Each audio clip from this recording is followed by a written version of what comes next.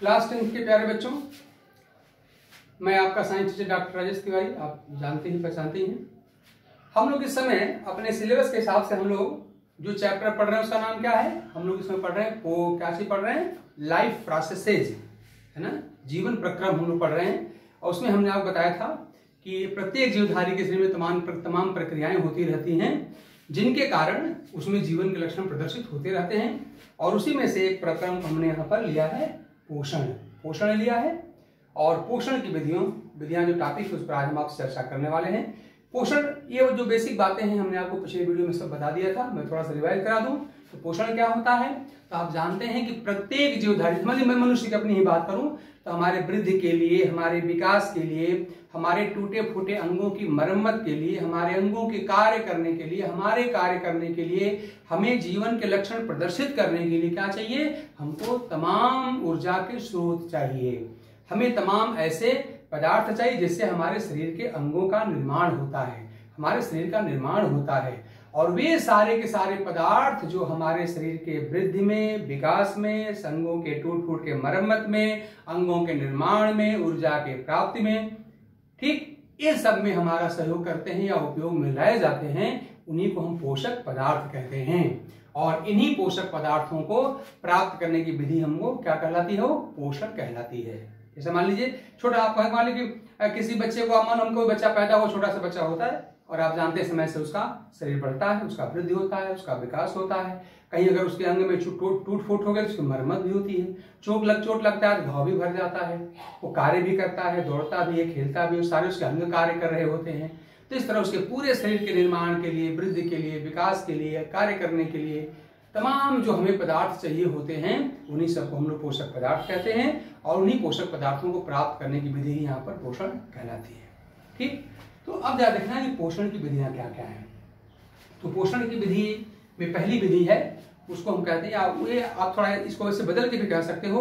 मान लो आगे आपके एग्जाम में आ गया कि पोषण विधि के आधार पर जीवधारियों का वर्गीकरण कीजिए, ऐसे क्वेश्चन अगर आ जाए कि पोषण विधि के आधार पर जीवधारियों का वर्गीकरण कीजिए, तो उसका भी उत्तर आप यही देंगे। या मान लीजिए हम ऐसे करें, जब आपने परीक्षा में जो क्वेश्चन पूछा उसके हिसाब से बात कर ले, हम क्या कर सकते हैं कि पोषण विधि के आधार पर, पोषण विधि के आधार पर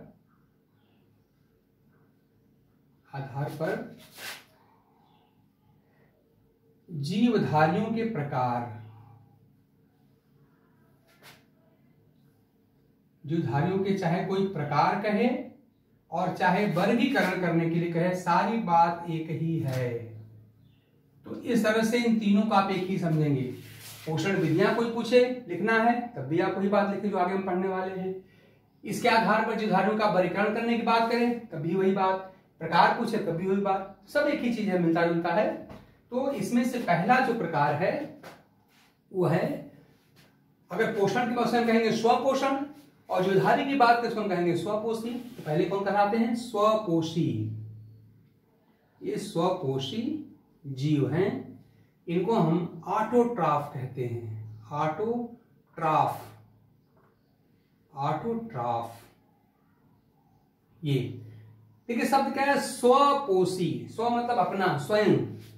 तो जो अपना पोषण स्वयं कर सकते हैं, यानी जो पोषण के लिए दूसरों पर आश्रित नहीं है, उनको हम कहते हैं स्वपोषी। थोड़ा और व्याख्या करें तो आप जानते हैं हरे पौधों के बारे में, याद करिए हम लोग 9th में सब पढ़े थे, हम लोग पूरा का पूरा सेल स्ट्रक्चर पढ़े थे, हर पौधों के समूह का हम लोग लक्षण पढ़े थे। तो याद करिए उसमें मैंने बताया था कि जो हरे पौधे होते हैं उनके पत्तियों में, उनके हरे भागों में क्या होता है? विशेष प्रकार के वर्णक होते हैं, विशेष प्रकार के पिगमेंट। जैसे आपने क्लोरोफिल अगर आपको याद होगा तो विभिन्न प्रकार के क्लोरोफिल, कैरोटीन, जेंथोफिल, फाइकोबिलिन, ये सब ऐसे पिगमेंट होते हैं जो प्रकाश ऊर्जा को अवशोषित कर लेते हैं और उसी ऊर्जा का उपयोग करके अपना भोजन बनाते हैं। तो हरे पौधे जो यहाँ पर हैं, ध्यान दीजिए, इसमें उदाहरण मिलेगा, किसका मिलेगा? Green plant. ग्रीन प्लांट, हरे पौधे, और कुछ जो होते हैं स्वपोषी जीवाणु भी होते हैं, तो उनको हम कहते हैं ऑटोट्रॉफिक बैक्टीरिया कह लीजिए, या कह लीजिए कुछ बैक्टीरिया। हम कुछ लिख के छोड़ दे रहे हैं, कुछ बैक्टीरिया। और ब्लू ग्रीन एल्गी हमने बताया था, नीले शैवाल। तो ये सब जो हमने नाम लिखा कि हमारे हरे पौधे जो हैं, नीले शैवाल हैं, हमारे जो कुछ विशेष प्रकार के कुछ बैक्टीरिया हैं उनके अंदर क्या क्षमता होती है, याद रखिए। मुख्य रूप में हरे पौधों की हम बात करें तो क्या होती है, याद करिए कि हरे पौधे जो होते हैं वो वायुमंडल से कार्बन डाइऑक्साइड लेते हैं।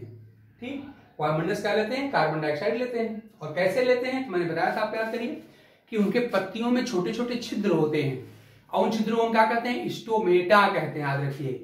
उनके पत्तियों में हरे पौधों की पत्तियों में छोटे छोटे छिद्र होते हैं, उन्हीं छिद्रों को हम स्टोमेटा कहते हैं। जिस प्रकार से याद रखिए हमारे शरीर में कोई गैस जाने और बाहर निकलने के लिए हमारे पास नाक है, नासा छिद्र जिसको हम लगाते हैं नॉस्ट्रिल, उसी के माध्यम से हम जानते हैं कि हम अपने वायुमंडल के साथ, अपने पर्यावरण के साथ गैसों का आदान प्रदान करते हैं। जैसे सामान्य भाषा में कहा जाता है कि हम ऑक्सीजन ले रहे हैं और CO2 छोड़ रहे हैं, उसी प्रकार पौधे भी अपने वातावरण के साथ तमाम गैसों का विनिमय करते हैं, एक्सचेंज करते हैं, मतलब गैसों का लेन देन आदान प्रदान करते हैं।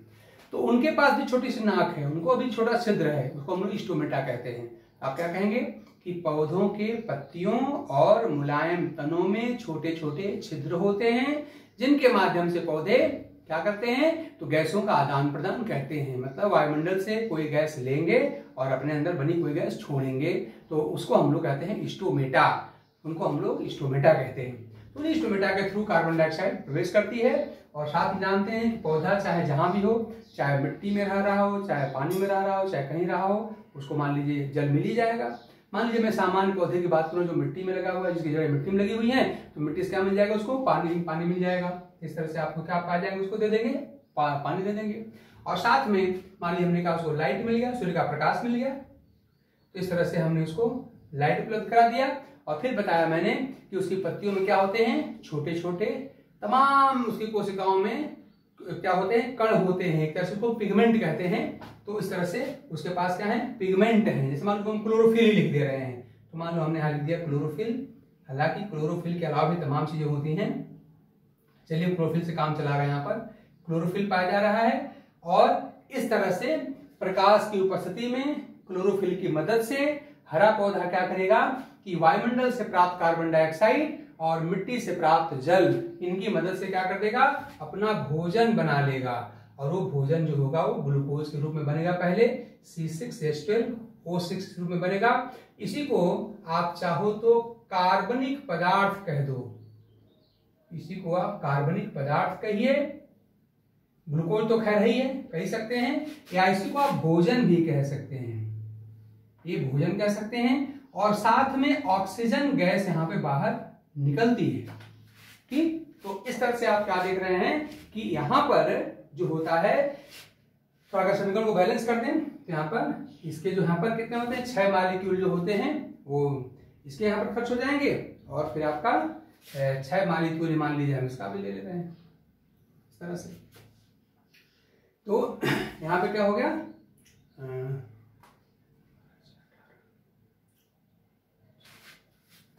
ये अब ये समीकरण संतुलित हो गया। तो इस समीकरण के द्वारा क्या होता है, पौधे में एक विशेष प्रकार का अभिक्रिया होती है। और उस अभिक्रिया में होता क्या है, सामान्य भाषा में बात करें तो आप क्या बताएंगे कि पौधों के अंदर कोशिकाओं में, उनके पत्तियों की कोशिकाओं में क्लोरोफिल पाया जाता है। पौधों को जब प्रकाश मिलता है तो पौधे क्या करते हैं कि वायुमंडल से प्राप्त कार्बन डाइऑक्साइड और मृदा यानी मिट्टी से प्राप्त जल को मिला क्या कर देते हैं, ये ग्लूकोज बना लेते हैं, या इसको हम लोग कहते हैं कार्बनिक पदार्थ बना लेते हैं, या इसको हम कहते हैं अपना भोजन निर्माण कर लेते हैं। और साथ में ऑक्सीजन यहाँ पर बाहर निकलती है। और इसी प्रक्रिया को ध्यान दो, यही प्रक्रिया जो होती है इसी को हम प्रकाश संश्लेषण कहते हैं। इसको हम क्या कहते हैं, इसको हम कहते हैं प्रकाश संश्लेषण। ये प्रकाश संश्लेषण की प्रक्रिया है, इसी को अंग्रेजी में फोटोसिंथेसिस कहते हैं, फोटोसिंथेसिस कहते हैं। ठीक, तो इस तरह से ये अकार्बनिक पदार्थों को मिलाकर के कार्बनिक पदार्थ या ग्लूकोज बनाने की जो प्रक्रिया है, जो प्रकाश की उपस्थिति में हो रही है, इसी को हम कहते हैं प्रकाश संश्लेषण। तो इस तरह से वे सारे के सारे जीवधारी जो इस प्रक्रिया द्वारा अपना भोजन स्वयं बना लेते हैं, वे कहलाते हैं स्वपोषी या ऑटोट्रॉफ कहलाते हैं। हम क्या कह देंगे सामान्य भाषा में कि ऑटोट्रॉफ है, स्वपोषी क्या होते हैं, तो आप कह देंगे वे जीवधारी। और प्रमुख वे जीवधारी का मतलब क्या, यही लोग हैं, हरे पौधे हैं, कुछ बैक्टीरिया हैं और नीलहरित शैवाल हैं। वे पौधे मतलब यही लोग। ठीक, तो वे जीवधारी मतलब हरे पौधे, नीलहरित शैवाल और कुछ फूडधारी बैक्टीरिया, जो क्या कर ले, तो कहेंगे आप कि जो कार्बन डाइऑक्साइड और जल की मदद से प्रकाश की उपस्थिति में अपना भोजन स्वयं बना लेते हैं उनसे हम कहते हैं स्वपोषी या ऑटोट्रॉफ कहते हैं। और कोई पूछे कि ऑटोट्रॉफ्स कौन है तो उदाहरण बताइए, तो आप बता दीजिए कि समस्त हरे पौधे इसके उदाहरण हैं, कुछ प्रकाश संश्लेषी बैक्टीरिया इसके उदाहरण होते हैं, और जो नील शैवाल होते हैं हम लोग पढ़े हैं, इनको बीजे के नाम जानते थे, ये भी इसके उदाहरण होते हैं। और उस प्रक्रिया का नाम क्या है? इस प्रक्रिया का नाम है प्रकाश संश्लेषण। ध्यान दीजिए, संश्लेषण का मतलब होता है निर्माण। हमने आपको पिछले क्लास में बताया था, याद करिए, हमने कहा था कि हमारे शरीर में होने वाली सारी प्रक्रियाएं दो श्रेणी में आती हैं। एक को हम कहते हैं उपचय और एक को कहते हैं अपचय। अंग्रेजी में कहा था, एक को कहा था एनाबॉलिक और एक को कहा था केटाबॉलिक। तो एनाबॉलिक में क्या होता है कि छोटे छोटे पदार्थों को मिला करके, छोटे छोटे अणुओं को मिला करके बड़े आकार के जटिल संरचना वाले अणु का निर्माण होता है। और वही बात साफ साफ में आपको दिखाई दे रही है कि कार्बन डाइऑक्साइड और जल, देखो दोनों का आकार छोटा है। किसके तुलना में? ग्लूकोज की तुलना में। ग्लूकोज की तुलना में इसका भी आकार छोटा है, इसका भी आकार छोटा है, इन दोनों की संरचना भी सरल है। तो हम क्या कर रहे हैं कि छोटे आकार के और सरल संरचना वाले अणुओं को जोड़ करके हम बड़े आकार के और जटिल संरचना वाले अणुओं का निर्माण कर रहे हैं। यानी क्या कैसे? इसका नाम है संश्लेषणात्मक अभिक्रिया है, ये एनाबॉलिक रिएक्शन है, तो नाम पड़ गया संश्लेषण। और ये कब हो रही है? तो प्रकाश की उपस्थिति में, नाम क्या पड़ेगा? प्रकाश संश्लेषण। तो आप कह सकते हैं कि प्रकाश की उपस्थिति में जो हरे पौधे होते हैं वो कार्बन डाइऑक्साइड और जल को मिला करके अपना भोजन बनाते हैं, या कह दीजिए कार्बनिक पदार्थों का निर्माण करते हैं, या ग्लूकोज का निर्माण करते हैं। इसी प्रक्रिया को हम प्रकाश संश्लेषण कहते हैं। और साथ में एक बात और जरूर जोड़ना है कि इसमें जो ऑक्सीजन ये बाहर निकले, ध्यान देना, ये ऑक्सीजन जो होती है उप उत्पाद, इसको हम कहते हैं उप उत्पाद कहते हैं। और उप उत्पाद का मतलब ये है, समझ लीजिए, मान लीजिए कि आप अपने स्कूल में मान लो साइंस पढ़ने आप आ रहे हैं। किसी दिन मान लीजिए साइंस के टीचर ने हमने बुलाया कि आ जाओ एक्स्ट्रा क्लास, आपको साइंस पढ़ाते हैं। तो आप साइंस पढ़ने आप आ रहे थे और मान लीजिए रास्ते में आपको मिल गए राकेश यादव जी और आपको अंग्रेजी भी पढ़ा दिए। तो अंग्रेजी भी आपके काम की चीज है। तो आप पढ़ने आ रहे थे साइंस और रास्ते में थोड़ा सा अंग्रेजी भी आपको मिल गई। तो जो साइंस आप पढ़ेंगे वो आपका मुख्य उत्पाद, उसी का टारगेट बना घर से आप चले थे, लेकिन साथ में अंग्रेजी मिल गई, बोनस मिल गई, तो अंग्रेजी क्या हो गई? वो आपका हो गया उप उत्पाद हो गया। ठीक ना? तो जो हम बनाने के लिए टारगेट किए थे, पूरा अपना मशीनरी लगाए थे, वो उत्पाद क्या कहलाएगा? प्रमुख या मुख्य उत्पाद कहलाएगा। लेकिन उसी के साथ कुछ और अगर बन गया तो हमारा कहलाएगा बाई प्रोडक्ट, या हिंदी में उसको उप उत्पाद कहते हैं। और याद रखिए, इस प्रक्रिया का जो उप उत्पाद है, जो ऑक्सीजन है, ये बहुत महत्वपूर्ण है। और अगर यही ऑक्सीजन न होती तो आप जानते हैं इस पृथ्वी पर जीवन संभव न होता। और एक मजे की बात आप याद रखिए कि आपके वायुमंडल में आज के डेट में लगभग 21% ऑक्सीजन है, 20.6% के आसपास, लगभग 21 मान लीजिए % ऑक्सीजन है। और सारी की सारी जो ऑक्सीजन, जो 100% ऑक्सीजन है, वो इसी प्रक्रिया से उत्पन्न हुई है। तो एहसान मानो इन प्रकाश संश्लेषी हरे पौधों का कि जिन्होंने ऑक्सीजन उत्पन्न करके, इसको हम लोग प्राणवायु कहते हैं, इन्होंने यहाँ पर पृथ्वी पर जीवन को संभव बनाया है। और उन्हीं हम पौधों के दुश्मन बने हुए हैं, पौधों को काट रहे हैं। मैंने आपको क्लास में बहुत कुछ बताया था इसके बारे में, तो संक्षेप में समझ लीजिए। अगर पौधे नहीं होंगे तो ये प्रक्रिया नहीं होगी।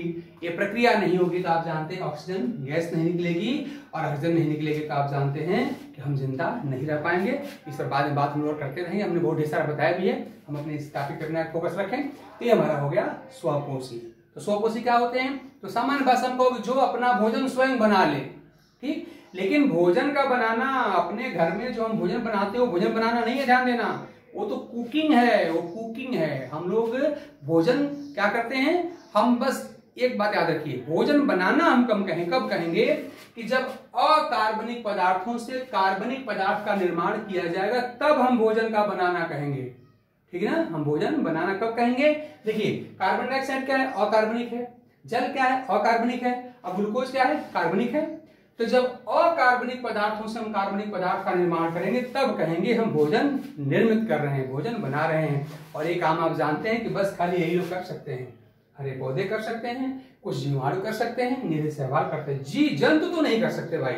अपवाद कौन है? युगलिना। युगलिना को छोड़िए, बाकी कोई जंतु नहीं कर सकता। तो इस तरह से हम लोग जो भोजन बनाते हैं, वास्तव में हम लोग भोजन बनाते नहीं है, भोजन हम लोग पकाते हैं। सही शब्द क्या है? कुकिंग। हम कुकिंग करते हैं। और जरा याद करो, अपने किचन में क्या होता है?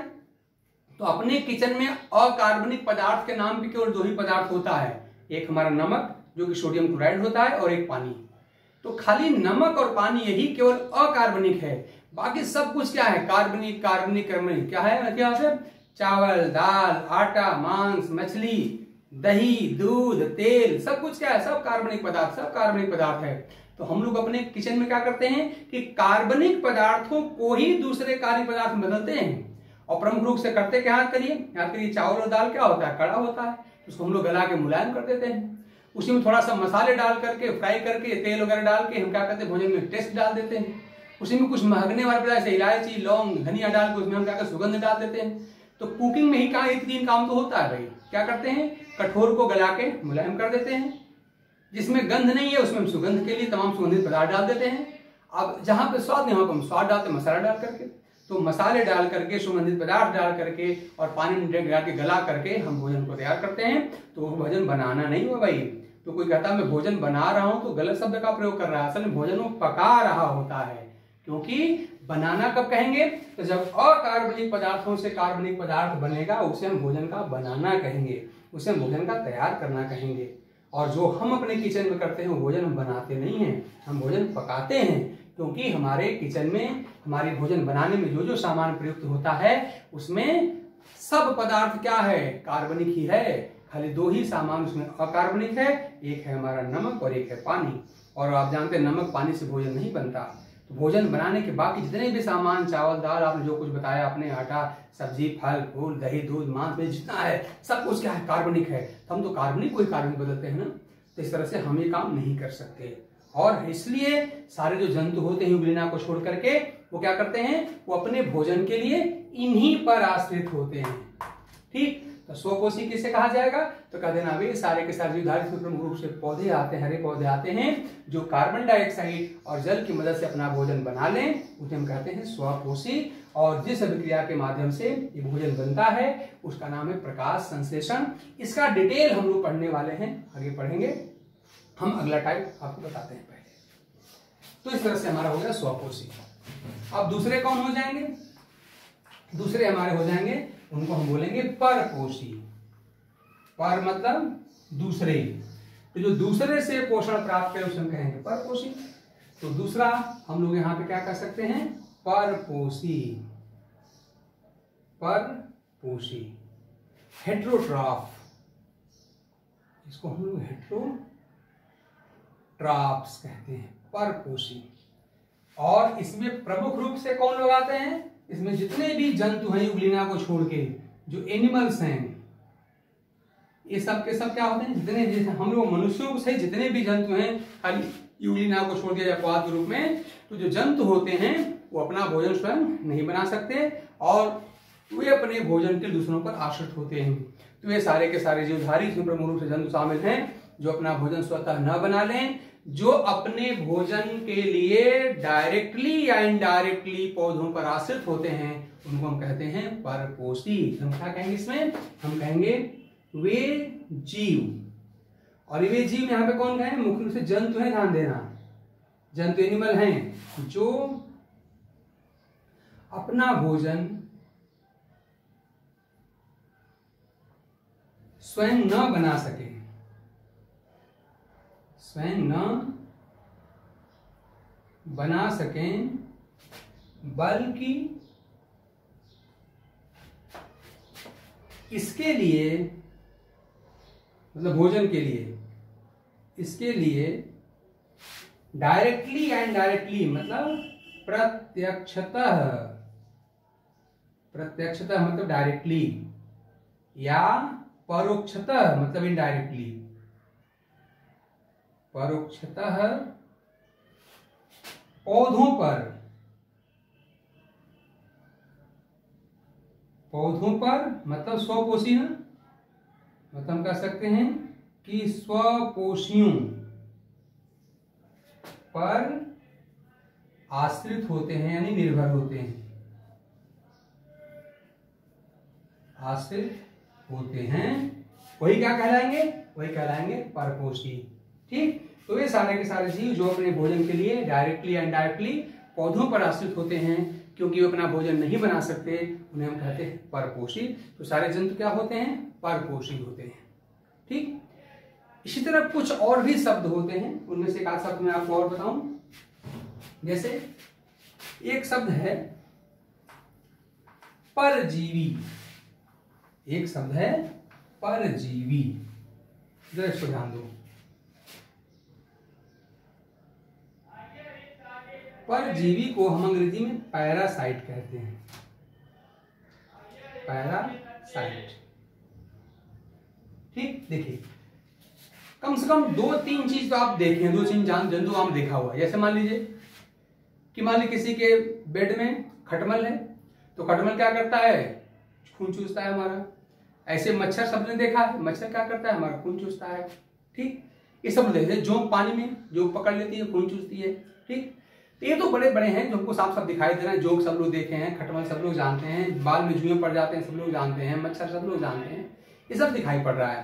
तो ये लोग कर क्या रहे हैं? ध्यान देने, कर क्या रहे हैं कि ये लोग भी जंतु हैं और हम भी जंतु हैं, लेकिन कर क्या रहे हैं कि ये लोग ऐसे हैं जो हमसे मतलब जीवधारियों से क्या कर रहे हैं? अपना भोजन प्राप्त कर रहे हैं, और भोजन प्राप्त भी कर रहे हैं और बदले में हमें नुकसान भी पहुंचा रहे हैं। ये सब ध्यान देना, भोजन प्राप्त भी करें और बदले में नुकसान भी पहुंचाएं, वही कहलाते हैं परजीवी।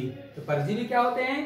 तो आप कहेंगे परजीवी वे जीवधारी होते हैं जो दूसरे जीवधारियों से अपना भोजन प्राप्त करते हैं और साथ में उनको नुकसान भी पहुंचाते हैं। ध्यान दो, पता चला कि तुम हमारा खा भी रहे हो और हमको पीट भी रहे हो, मतलब खा भी रहे हो, नुकसान पहुंचा रहे हो। तो वही हाल है, मच्छर हमारा क्या करता है? खून चूसता है। ध्यान दो, उससे उसको भोजन मिल रहा है और भोजन उसको तो भोजन प्राप्त है, हमारा क्या, हमारा नुकसान भी हो रहा है, हमारा खून ले जा रहा है वो। और इतने नहीं, आप जानते तमाम रोग भी फैला देता है। ठीक, तो इस प्रकार से हम परजीवी किसे कहेंगे? तो वे सारे के सारे जीव जो दूसरे जीवधारियों से अपना भोजन प्राप्त करते हैं, और एक और शब्द जोड़ देना, और साथ में उसे नुकसान भी पहुंचाते हैं, वे परजीवी कहलाते हैं। इनको हम क्या लिखेंगे? आप देखिए कि वे जीव जो दूसरे जीवधारियों से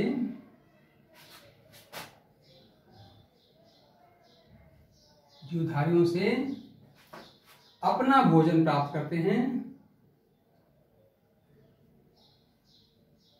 अपना भोजन प्राप्त करते हैं, और एक और शब्द क्या लगाओगे? और बदले में उसे नुकसान भी पहुंचाते हैं, और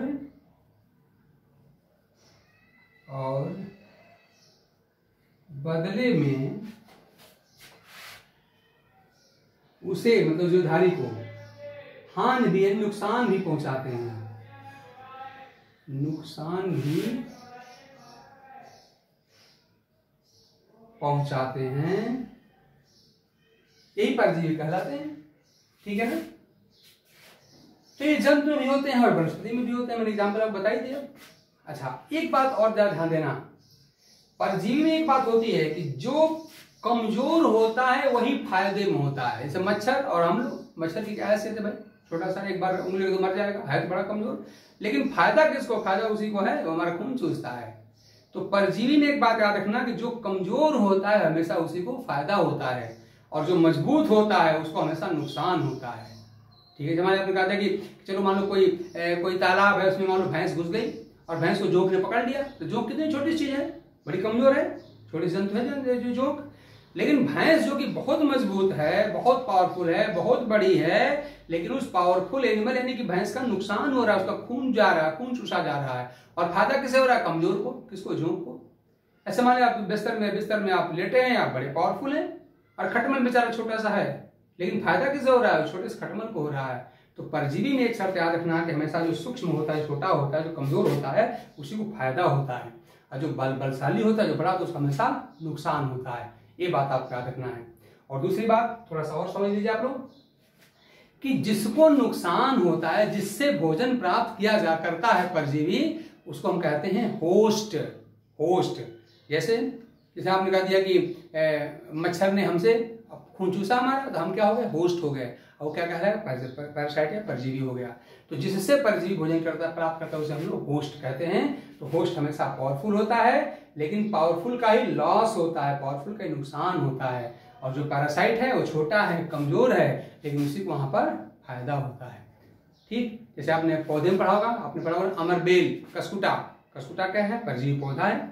आप याद रखिए कि जैसे आपने जंतु को उदाहरण मान ली कर दिया हमने, अगर हमने एग्जाम्पल कर दिया तो एग्जाम्पल क्या, तमाम जंतु, इसमें हमने कह दिया मच्छर, मॉस्किटो, मच्छर हो गया, जोंक हो गया, मछली के जो जुए हैं ये हो गए, खटमल हो गए, ये सब क्या हो गए? हमारे परजीवी हो गए। ऐसे पौधों में बात करें तो पौधों में क्या करेंगे? अमरबेल, कसकुटा आपका पौधा है, उसको हम लोग अमरबेल कहते हैं। अमरबेल जो है याद रखिए पौधा है, और जो कैसा पौधा है? ये परजीवी पौधा है। ठीक, इसी प्रकार से थोड़ा सा और शब्द अगर आप जानो कि कभी परजीवी जो होते हैं, जैसे मान लो कोई परजीवी प्लांट के अंदर है तो उसे हम कहेंगे प्लांट पैरासाइट, और अगर एनिमल पर लगा तो कह देंगे हम एनिमल पैरासाइट कह देंगे। ऐसे ही शरीर, अगर मान लो शरीर के ऊपर चाहे प्लांट हो चाहे एनिमल, उसके शरीर के ऊपर कोई पैरासाइट लगा हुआ है तो उसे कहते हैं हम लोग एक्टोपैरासाइट, या उसको हम कहते हैं बाह्य परजीवी। और मान लो शरीर के अगर अंदर रह रहा है तो उसको हम कहते हैं एंडोपैरासाइट या अंतः परजीवी। ठीक, और इसी प्रकार याद रखिए हम लोगों ने पिछले क्लास में हम लोगों ने डिजीज पूरा चैप्टर पढ़ा हुआ था, याद करिए। और उसमें हमने कहा तमाम जो कवक होते हैं, बैक्टीरिया होते हैं, तमाम विषाणु होते हैं, हमने कुछ एल्गी का भी नाम बताया था, ये सब क्या करते हैं? रोग उत्पन्न करते हैं। ठीक है ना? तो आप जानते हैं कवक जो होते हैं, तो कवकों में से कई कवक होते हैं जो परजीवी होते हैं। हालांकि कवक मृतोपजीवी भी होते हैं, लेकिन तमाम हमने आपको नाम सब बताया था, आप चाहे तो अपनी 9th की बुक खोल के देख सकते हैं कि तमाम परजीवी जो कवक जो होते हैं वो भी परजीवी होते हैं। तो इस तरह से पैरासाइट आपके बैक्टीरिया भी होते हैं, पैरासाइट आपके जो होते हैं कवक भी होते हैं। कुछ एल्गी हमने सिफेरुलास नाम बताया था, याद करिए, वो भी क्या होता है? परजीवी होता है। तो इस तरह से इनके साथ साथ आप उन कवकों को, उन बैक्टीरिया को भी याद रखिए, वायरस को भी याद रखिए, जो आपने क्लास 9 में पढ़ा था, वो भी परजीवी होते हैं। तो इस तरह से परजीवियों का भी एक समूह होता है। तो संक्षेप में क्या कहते हैं कि वे जीव जो दूसरे जीवधारियों से अपना भोजन प्राप्त करते हैं और साथ में उसको नुकसान भी पहुंचाते हैं, उन्हें हम कहते हैं परजीवी। ठीक, इस प्रकार कुछ और शब्द भी होते हैं पोषण के आधार पर, उनको अगले वीडियो में आपको हम बताएंगे। तो तब तक इतना आप लोग ढंग से पढ़िएगा, समझिएगा, और अगले वीडियो में इसका शेष हिस्सा हम पूरा करेंगे। तब तक के लिए थैंक यू।